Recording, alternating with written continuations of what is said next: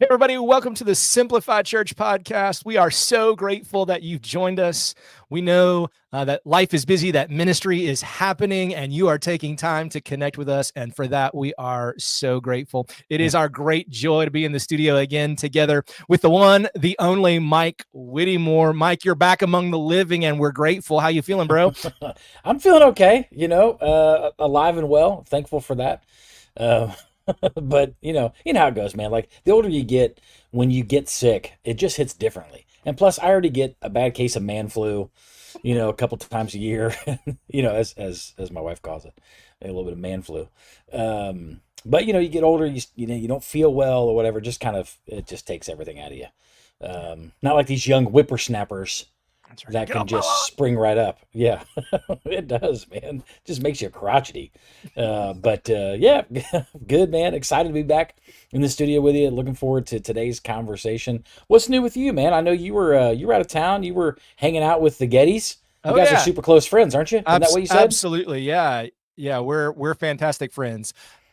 Read that and hear that as they don't know me from anyone. But if they What? want to, but if they want to invite me in, we could do a show live from the Sing conference. And I You think it'd know be what? fantastic. I'd be willing to sacrifice for that. I would too, and I think our people would love to hear from some of those folks that gather, like from your neck of the woods. They had Alistair Begg. Oh man, So surely he would love to sit down and talk with us. yeah. I mean, I mean, why wouldn't he love to talk to us? And we could talk about all kinds of things, music and church. And so somebody should make that happen. yeah. Josh, what can you do? Can you be a sponsor? Yeah, we can bless that brother. Let's go down there and help him out. Sometimes you just gotta give a little help to your friends. That's You right. know, That's right. But yeah, no, I had a fantastic time at that conference. Got to connect with some friends that I haven't seen for, probably since I was at that event last year. And so it was good to get to connect with them and rest a little bit, catch my breath, and come back into full swing of all things fall. yeah, So, man, we are there, dude. Like we man, are. Yep. I was driving through a little town yesterday. Folks were out putting their Halloween decor up. And I'm like, Yes. did I miss? Did we jump all No. the way to October? Oh no. Just these folks are legit. And they probably are the same people that decorate for Christmas October 31st evening after they finish giving out all their candy, they just go ahead and put Yeah. up their Christmas decor. But I I, just was I'm floored fine with by it. it. Doesn't bother me, but I was just surprised. I thought I missed a whole month. No, I think people are like it's one of these things where when you enjoy a season and you recognize that I mean, really for Halloween, for Thanksgiving, and for Christmas, Christmas is the one that you get a little more grace on the hangover of it, into like the first couple weeks of January, or in my house until the beginning of March. But You have an you Easter get a little. tree? Yeah, we tried that one year. That went over like a lead balloon. It was like, no, that's a winter tree now. And then, no, that's a St. Patrick's Day tree. And then people are like, just, dude, put your Christmas tree away. Quit hanging goofy stuff on it and trying to justify this dumb tree. Put it in the box, and I'll take it down for you. And I'm like, okay, all right, At least it I'm wasn't. hearing you. At least it wasn't a real tree. Yes, we do a live tree every year, which has been part of our tradition for as long as I've man, for as long as I've known my wife, we do a live tree every year, and I look forward to that. It's so much fun. But the cleanup on a live tree is, I mean, it's a nightmare. It's just an absolute nightmare. Trying to wedge this dead tree out of the patio door outside, and then as soon as it touches anything, a It billion dead needles explodes. fall off and just go everywhere. I'm still finding them. It's impossible. But no, I think you enjoy a season and you want to capture as much of that as you can. And so if we can take some of these Halloween seasons, because I love Halloween. I know that just really offended several Baptists and about 4 Lutherans. But I love Halloween. It's one of my favorite times of the year. But if you can stretch that from 1 month into 2 months, I'm for it. All Okay, right. I have no problem with it. Put that stuff out early. All You right. know, And you can get your pumpkin spice lattes. I love my PSLs. You know it, man. Ain't nothing like it. It's just, ooh, once it hits your lips, Whew, so Mike will good. be posting his Starbucks account link in the show notes so that you can Yeah. gift him a pumpkin spice latte. Yeah. I mean, And is that he so will. much to ask for?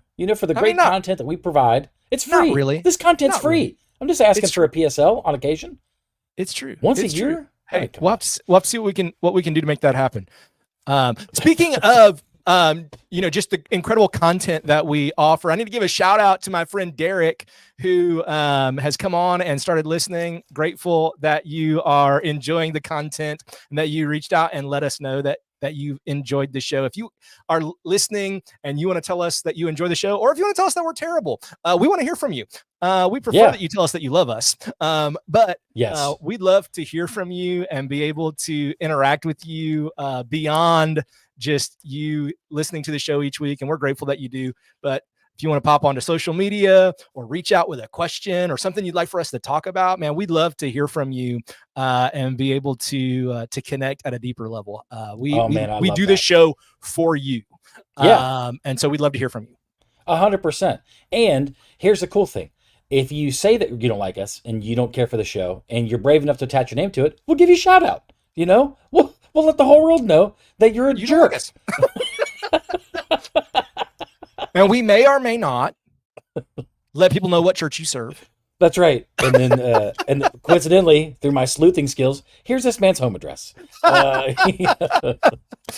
Oh man, goodness gracious, we're not doing that. Okay, scratch that.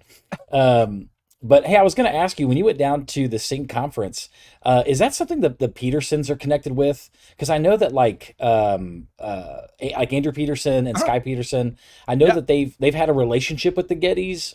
Yeah. Were they there? They were. So it's hard to believe, but this is the 25th anniversary of Behold the Lamb. What? Yeah.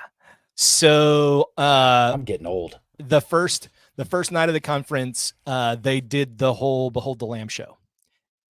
Killer. If you've not Oh, seen man. that show, if you've not heard that show, it's phenomenal. Just an incredible retelling of the whole Christmas story. So yeah, that's 25 years old. Man. Yeah. How cool is that? Yeah. And then Sky is part of the Getty writing team. You know what? That's right. I think I'd heard that. Dude, Um, she is sharp as a tack. She is. She's got a new one out that is a communion hymn. I think it's called like Keep the Feast. It's Okay. fantastic. I'll check it out. But yeah, super enjoy Andrew Peterson. If you aren't familiar with the name Andrew Peterson, you need to search him out. An incredible singer and songwriter, an incredible writer. Yes, he the really Wingfeather is. Saga. His whole family. Oh yeah, man. Yeah. It's that family is ridiculously talented. They've got like some spot in Nashville, the Rabbit Room, or the they've Rabbit got Room. yeah, some sort of venue. My daughter's a huge Sky Peterson fan, so we've seen her in concert in all kinds of different venues, in several different settings. But it's been super cool. But So here's the other man, that's music great, nerd dude. interaction. So they also had Michael W. Smith. Okay, yeah, that which makes I mean, sense. who can't love Michael W. Smith? He's great. He wrote oh, the song just left me. It'll come back around. Thy Word. Yeah, 40 years ago. it's been 40 years. It's been 40 years. Good grief, man! And that dude did. I mean, he didn't look like he ages. He You know? doesn't. I don't know what He he's doing. doesn't. But like I was going back in my brain going, like, I still see myself as a whole lot closer to 20 than 40. Yes. But like, I'm like, dude, I remember singing that song like in night church, because that's when you could sing those newfangled songs. At night church. In Like night church. in like Yeah. 1996, 1997. Yeah. And I thought it was new then. And so like to really do the math and go back and look, and it's been 40 years. But let's be real, like 1996 was a whole lot longer ago than I'd like to admit. Oh man, it did. I don't want it to. Yeah, dude, I was a freshman in high school back in 1996. and those were some good days, man. There was some good music back in those days too, but that's what every old guy says. That's right. That's when music was good. Like the crap you guys listen to nowadays. But it's the way it goes. But man, I seriously, like, I'm super glad that you had a great experience, and sounds like you just got your batteries recharged, For sure. and I love that, man. It's so interesting how, like, ministry can be this thing that it kind of zaps you, man. Like, it takes it. For It sure. can be super life giving. It can be super life taking, and that's the nature of the beast, as it is with a lot of different vocations that are out there. But so much of ministry is it's this delicate balancing act. It's a lot like, like our conversation today, jumping into this notion of like retaining church members. Mhm. Man, it's just such a balancing act at times to figure out, how do we keep people engaged, how do we keep them involved, and then how do we keep them committed, like to be a part of this community of faith that we're trying to build. And so yeah, it can be exhausting at times.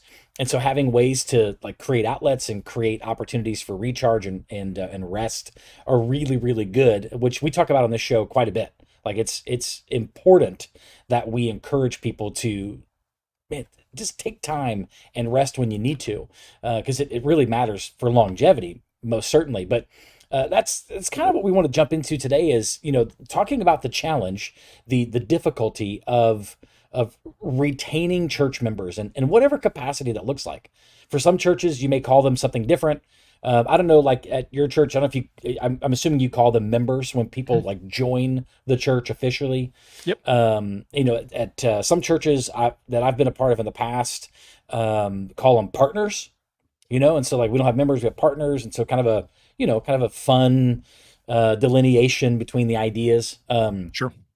I've been a part of churches that they don't have membership at all, like in any sort of technical membership, and it's just more about like, man, you're either committed or you're not, which I think has some merits that you could look at and go, okay, there's some positive components to that.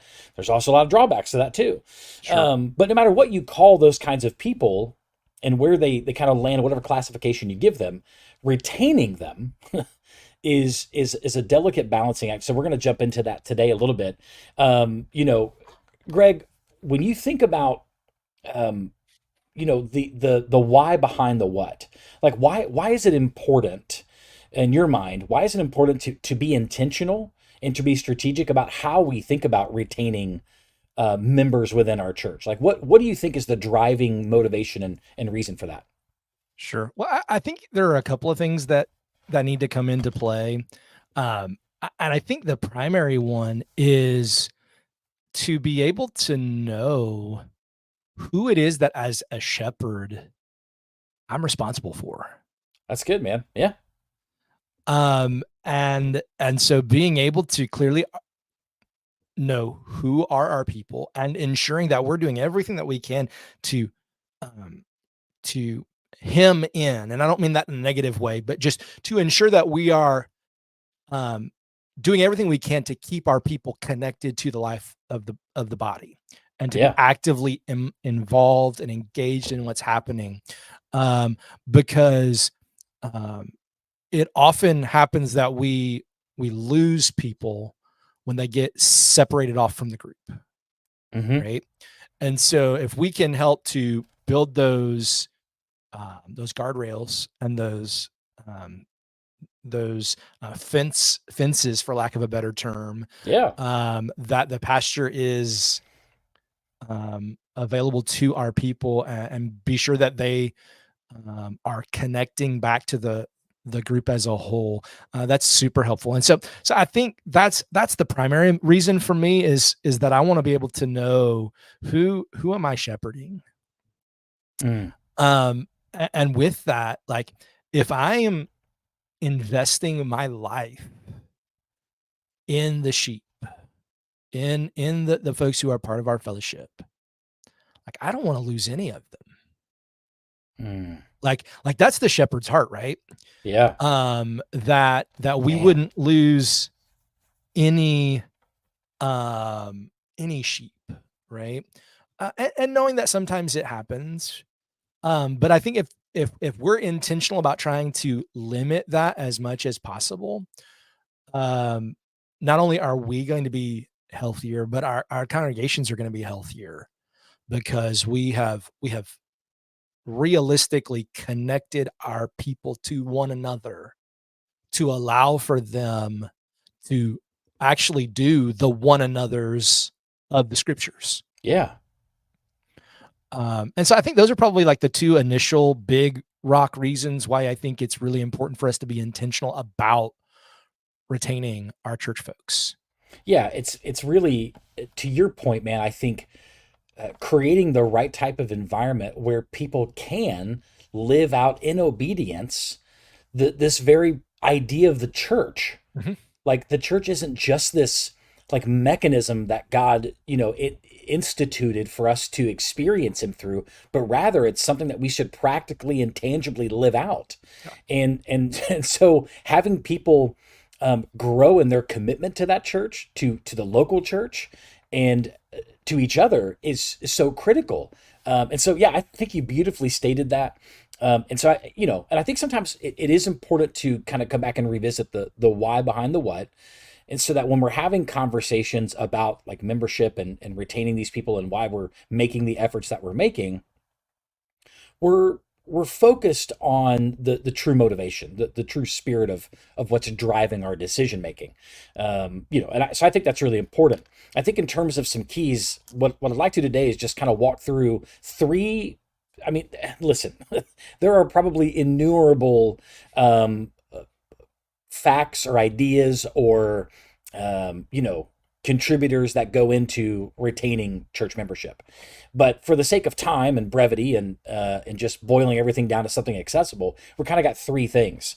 And so three keys to kind of retaining church members. And I think the first key to retaining church members is vision casting. We talk about this so much on the show that there are times where I'm like, man, like I feel like a broken record.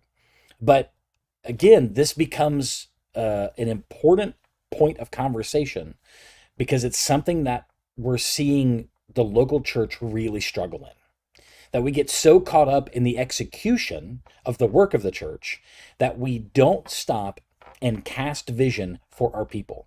And I'm telling you, and you tell me if you think this is true in your context or in your experience, and this is going to sound very definitive because for me it is, that when people say that we are members of this church or we are committed to this fellowship of faith, like we're all in, then one of the things those people want to know is, where are we going? Like I'm all in. So what hill are we taking? What's on the horizon?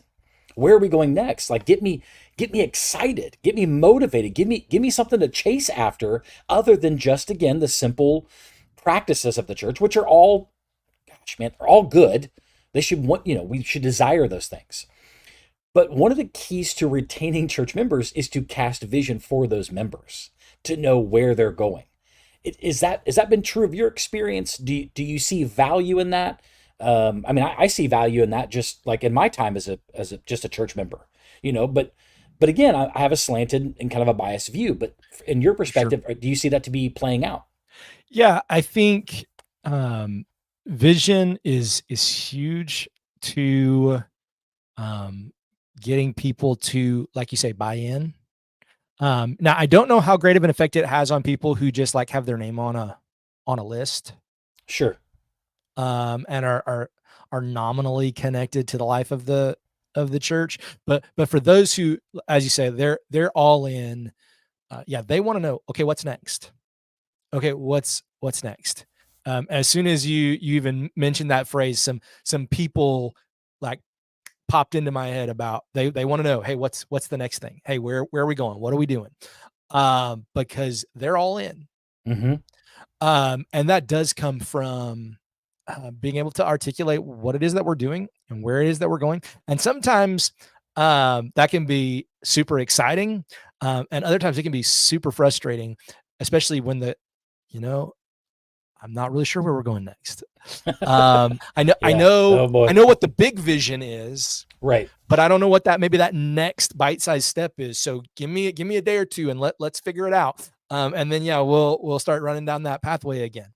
But yeah, I think being clear about the vision of your church and where you're trying to go is huge.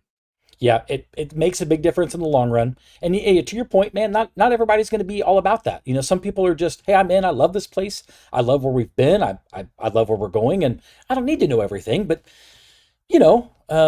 just keep me posted and kind of let me know what's coming up. And then other folks are going to be chomping at the bit. Right. But again, this is all about creating an effective strategy, and these are three keys to that strategy, because you're not going to hit everybody that's a sold out member of your church with one particular approach. Right. It's about recognizing that, okay, we got to have a couple different tactics here so we can reach as many of those people as we can. So that first one is definitely is critical to this. You have to cast vision, and that should just be a regular part of your church's DNA anyway. And getting into the rhythm of that, because it gets people excited, man. It gives them something to look forward to, and it creates credibility, frankly, of, man, this is where God's called us, and this is how he's moved and how we've responded. And it's just really cool. I think secondly, another key to retaining church members is strategic development. And here's what I mean by that. When you've got people at your church that, they are exercising some spiritual maturity when they say, this is our church. We're here. We're immersed believers. We give our time. We give our talents. We give our resources and our treasures to this place. We sacrifice for this place. Our family's all in, or, we're here. We can't just stop at that and just go, well, you've reached the pinnacle of all that God has for you. You're serving on the worship team. You give your gifts and offerings. You're on the newsletter, and you come to the annual member meeting. That cannot be the echelon of development. So what we have to do in our churches is think about, of the folks that are super committed, what opportunities, like what pipelines, what mechanisms are we putting into place to help those people develop? Because it is among those people that you're going to find future leaders, future pastors, future elders, or future deacons or deaconesses. You're going to find future church planters, future missionaries. You're going to find people that are the ones that are most likely going to buy into that next big vision that you have for your church and be the ones to help see it come to fruition. And so having some sort of strategic plan for development is critical to retaining church members. And I don't know, I know that, again, it sounds super definitive, but I think it's a key ingredient that's missing. I mean, from your perspective, or I don't know, maybe you even don't even agree with it necessarily, but have you seen churches do this really well? Have you seen there be some really strategic steps and next steps, or ever how they kind of couch it, or what kind of buzzwords they use? Have you seen this done really well? I don't know if I've seen it done really well, but I can speak to it a little bit from personal experience in some of that. Whether it was when I was a youth guy and trying to raise up students and to see them develop and to take ownership, or raising up worship leaders, or whatever, just those that I'm kind of one-on-one engaging and discipling and walking with them, trying to help them develop. I think, yes, it is 100% a necessity and 100% a thing that helps our church folks become who they're called out to be, and helps the church become who the church is supposed to be. But I think what's really hard, and what causes many churches to give up on it, is because I can't tell you the number of those folks that I have poured my life into that God then calls away somewhere else. And while that's really, really cool and really exciting for the church, it can be deflating initially when they don't see it as, look at what God did. God didn't take them from us. No, we were able to send them out to do kingdom work. That's an important distinction. It is, but it's a hard one. Yes. And I think that's why this idea is so kind of hard, because I don't think we want to be honest with ourselves and with the other leaders in our church to say, we don't really want to invest high level into these folks, because if we do, they might leave. Yeah, we want to Like, keep them. can we be real? Like, Yeah, it's true. It's 100% true, man. Like, if no one else will say that that's a struggle for me. Like, do Yeah, I really want to invest that kind of time and that kind of energy and effort into that person, knowing that there's a strong chance that God's going to call them out? yeah, And it won't be wasted time, but it will feel like in the flesh that it is. 100%. And so I think that's why we're afraid of it. Man, that's real talk right there, dude. And to say, we desperately need to be about doing that. But it's so hard. Well, and that's where the rubber meets the road on when we say, the local church is part of the capital C church. And we say that, we're for kingdom, Well, you can say that, and that's really fun to say when you're sending, $100 a month to some, like missionary on some far off land, and now we're all about the kingdom. So we send $1,200 a year. But when we're gonna raise up, train, and send out our best people. Right. If that's what God's called us to do, we're gonna do that.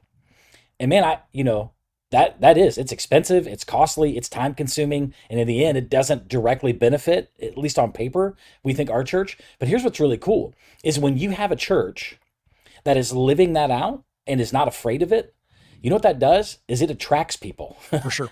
Ironically enough, it actually helps you grow even though you're sending out. I mean, I've seen this done like with JD Greer and a lot of work that he's done at Summit. Man, some of the things they do with college students and church planting, it's mind-blowing at what they're able to accomplish that other churches could only dream about. And part of that is just being very open-handed about developing their best people. And you hate to say it like that necessarily because but it's true, with the intention of sending them out. Yes, with the intention, like we're gonna launch you. But even if you're in a situation or you're in a church environment where you're like, send people out, like, good great, we don't have enough people even coming to like send them to the seats, let alone send them out. That's okay. We still need to be in the business of developing our most committed members if we want to retain them. Because God has something next on the horizon for them, and our job is to get out of the way and help them reach that potential. And that's just a big part of it. And before I jump into this last one, I think it's also I don't know, it'd be foolish to not at least mention this, but as much effort and energy that goes into retaining people, there are sometimes, on occasion, a lot of efforts made and time spent at retaining the wrong people. Mm-hmm.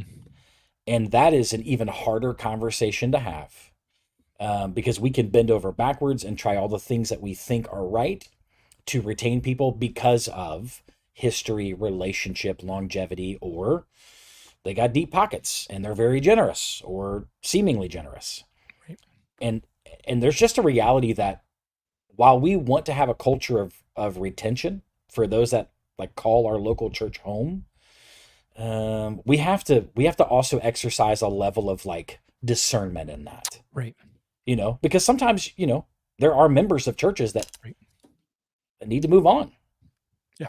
And that's a painful conversation, but it is one, like what do you think is a marker? And I'm kind of putting you on the spot here a little bit, but what do you think's like a good indicator or a good marker when you start thinking about, man, we've got these members that we've been pouring into and investing into, but I don't know that there's a next step for them here.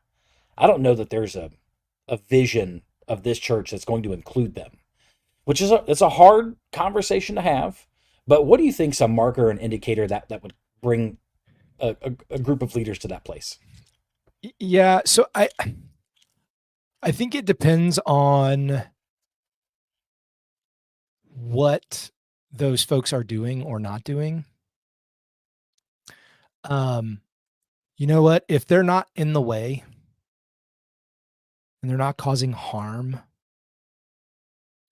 I don't know that I would do much of anything outside of trying to encourage them to get involved and to Sure. get active, get growing again. I think where I would probably step in and begin to have hard conversations is if you're beginning to be a problem. Yeah.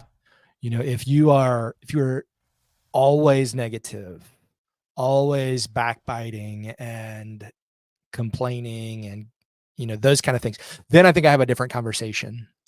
And say, it's obvious that you are unhappy. And perhaps it is God beginning to try to get your attention for something. Yeah. Whether that's a change in your heart, a change in your action, a change of venue.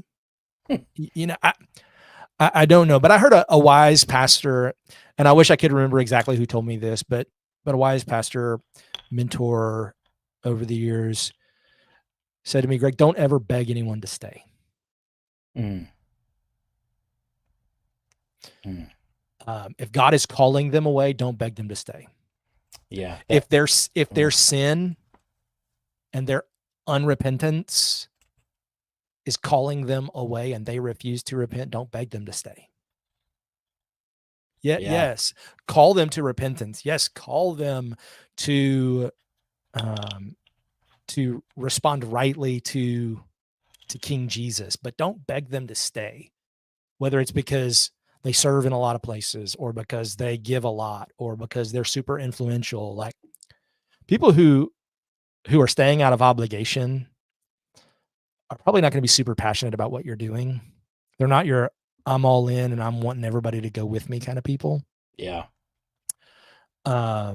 So, and again, how you walk that out and what that looks like in each situation, I don't know. Yeah. But there have been a number of occasions over the last 15 or 20 years of ministry where that statement has played over in my head when I wanted to beg them to stay or beg them to come back. Oh yeah. Oh, for sure. That played over in my head, and I'm convinced that was the Spirit of God saying, don't beg them to come back or don't beg them to stay. Trust that I am sovereignly at work doing what's for the good of you and the fellowship. And that's hard. Man, you have said it rightly, my friend. There is a lot of wisdom in that. And the person that told you this very wise thing was me. It was me. And I take full credit because it's very good. And did you say it in the voice of Yoda? Beg them not to stay. You remember. It's all coming back to you now. Oh man, it's like a flash of light. Just oh man, there it is. The memory lane, baby. No, there's a ton of wisdom in that, man. It truly is. And I think that's a caution that as we're talking about member retention, that we have to be careful of. We don't need to go so far and we're a detriment to our own cause. But that being said, the third and one of what could be several more keys, but for us, the third key that we look at for retaining church members is it's communication. Communication goes a long way. When people, man, when they feel like they know what's going on and they understand why it's going on and what's expected of them or what's next, and we create strategic opportunities for communication, man, it goes a long way. And I want to qualify this because it's not like, well, it's in the bulletin, we made a stage announcement and, well, it's on Facebook. Yeah, that's fine. I said it in my sermon 2 months ago. Okay. Those are all great. Like, those are necessary parts of communication. But when we're talking about like the folks that are all in, I would make an argument that, and I'm curious to see if you think I'm crazy or not, but I would make an argument that when we're dealing with this level of involvement and buy-in, that we should be holding at least once a quarter, or 3 times a year for sure, special nights for our church members, our church partners, where those nights are nights where not only do we get to worship together and eat together, and we get to cast vision for what's next, and we get to celebrate some really cool things that have happened and tell stories and testimony. But also, there's a chance to talk, and people can have an opportunity to share like what is going on in your life, and how has God used this church to be a part of that, and creating dialogue in whether it's in small circle settings or small group settings or around a table with having each leader kind of place at the table talking to members, but giving people a chance to talk and share about the church in that environment. Man, that creates a level of communication that most people never get the chance to have, especially when they're a church member. It's just a lot. Oftentimes within church communication, things are just very one-sided until you're mad about something. And then it's maybe two-sided, but a lot of listening, a lot of yelling or emailing or, nameless comment cards. In all caps. Yeah. So I think it's a very different approach. But I think there's a lot of benefit to creating opportunities like that, because what they do is they diffuse, they draw out uncertainties or questions that may have been looming for a while, and they prevent future problems, and they also help reveal hearts and kind of man, we had a whatever this quarter's member meeting, sitting at a table, we're having this conversation, and Mr. Smith over here, he shared that man, this guy's been doing something really cool in his life. And I didn't know. Did anybody know that? No, I didn't know that either. And wow, what an incredible testimony, what an incredible story. And maybe like, man, that guy's got some real leadership potential. And maybe we need to have a conversation about getting him into our leadership pipeline. Just things like that, like things that ordinarily you may not have the opportunity to learn about your people, about your flock. And am I crazy for thinking this? Am I adding too much work to the plate? What do you think? I think it's an interesting idea. To be quite honest, it's not something that I've ever considered. I think there could be big upside in it. And so I would be interested to kind of hear more. And kind of see, okay, so what does this really look like? And are there some certain things that are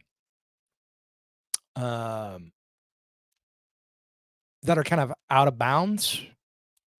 You know what I mean? Like, are there some parameters for kind of how some of this conversation and communication happens or doesn't happen? Because like, okay, it's the admin fixer in me that's saying, oh, we're opening up the floor for lots of potential grenades to get the pins pulled and then just like dropped and walked away from.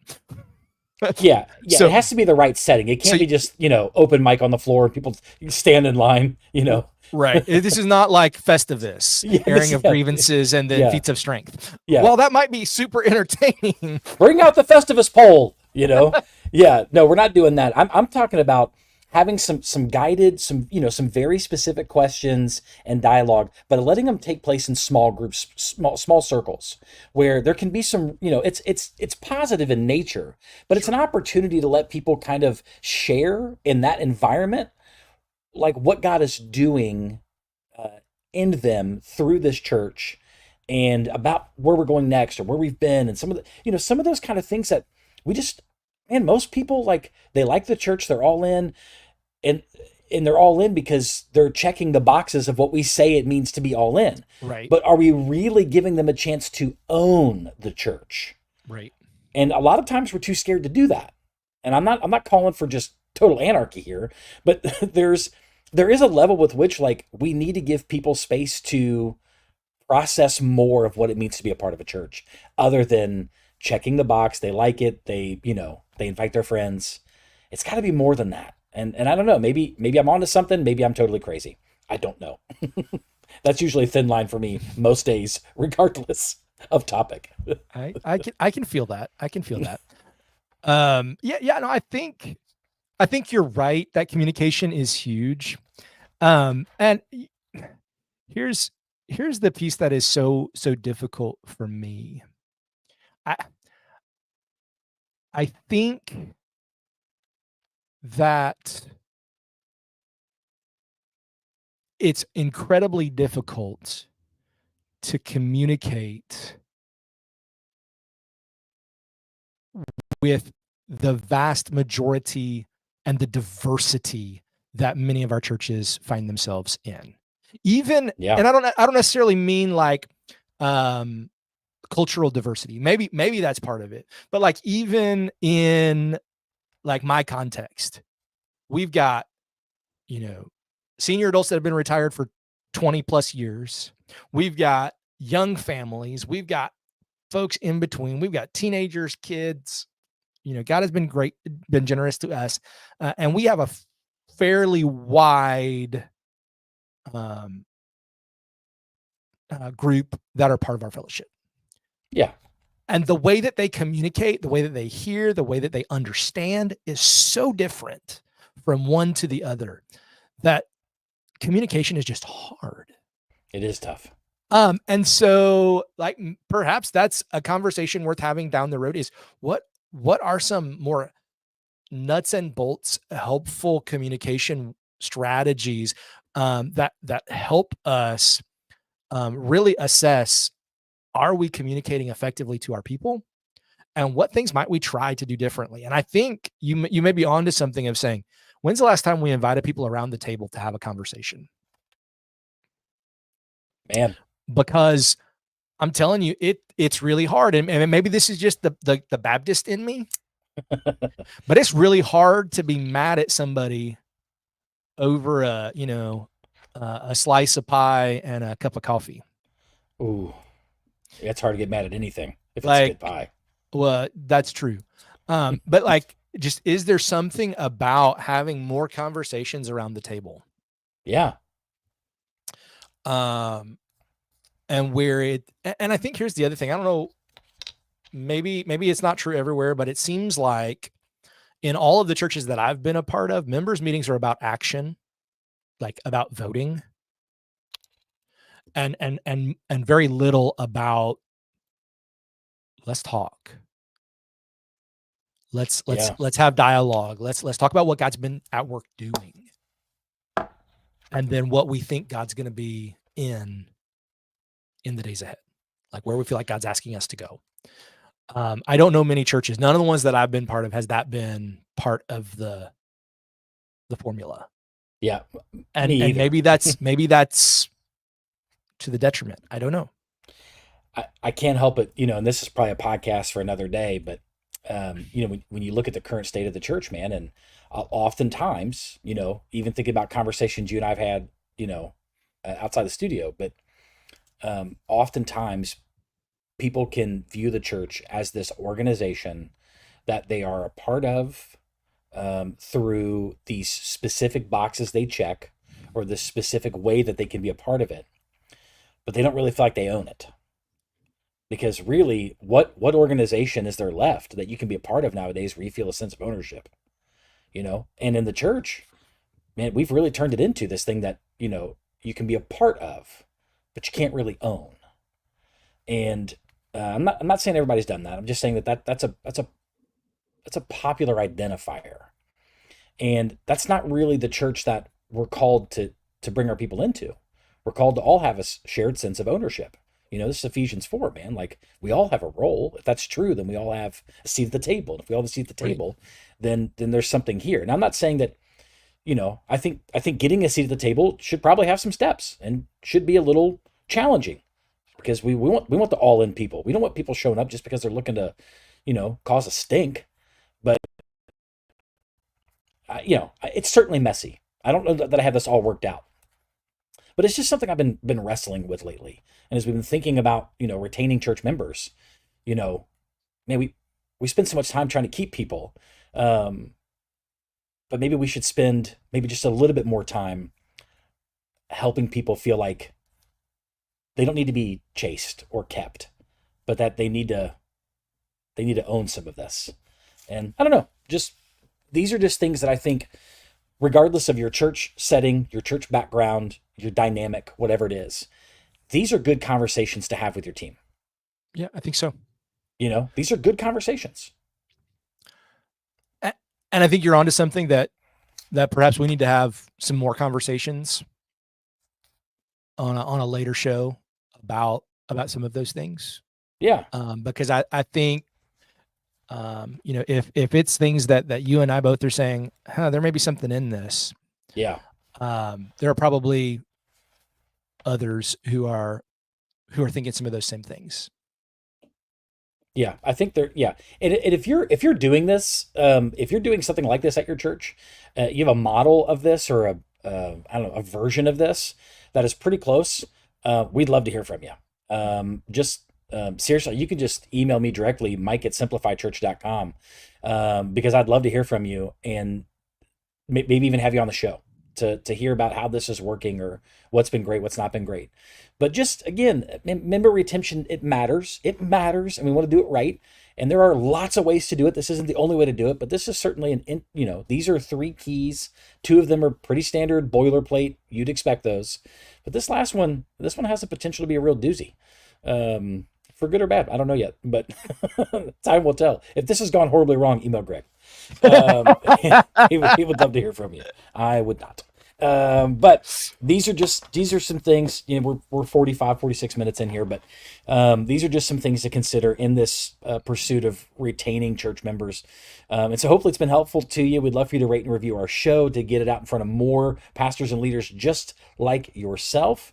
But we're so thankful for you, thankful for all the work that each of you put in every single day to love your folks, to shepherd them well, and to care for them. You are the everyday pastors that truly are heroes to us. So we're praying for you. We're thankful for you. And we will be back with you next week.